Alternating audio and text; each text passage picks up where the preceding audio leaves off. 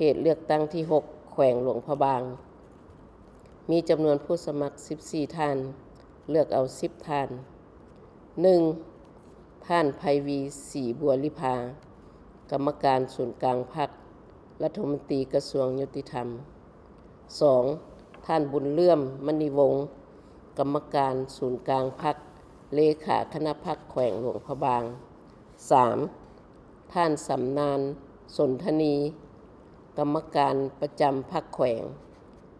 4. ท่านสมพรศรีอุดมพันธ์กรรมการประจำพรรคแขวง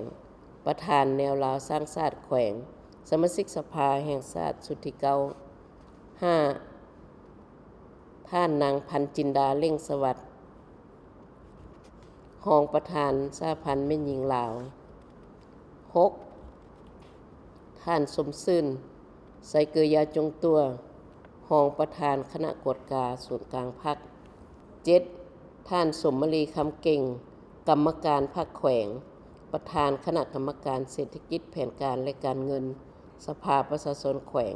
สมาชิกสภาแห่งชาติชุดที่ 9 8. ท่านนางบัวสอนไสยไสกรรมการพรรคแขวงประธานสหพันธ์แม่หญิงแขวง 9. ท่านนางจันดีเยียงวือกรรมการพรรคแขวงหัวหน้าแผนกสาธารณสุขแขวง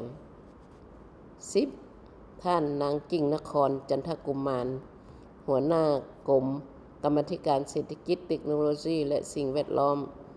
รองประธานสหพันธ์แม่หญิงสภาแห่งชาติ 11. ท่านสุริไสยหงสาครเลขาหน่วยพักรักษาการหัวหน้าแผนกอุตสาหกรรมและการค้าแขวง 12. ท่านแสงเพชรแก้วพรหมมาหัวหน้าแผนกยุติธรรมแขวงหลวงพระบาง 13. พันเอกวิไลศิลป์มิตรพรรองหัวหน้ากองบัญชาการทหารแขวงหลวงพระบางหัวหน้าห้องการเมือง 14. ท่านนางวงพระจันทร์วงประดิษฐ์เลขาหน่วยพรรคหัวหน้าสถาบันเศรษฐกิจการเงินสาขาภาคเหนือ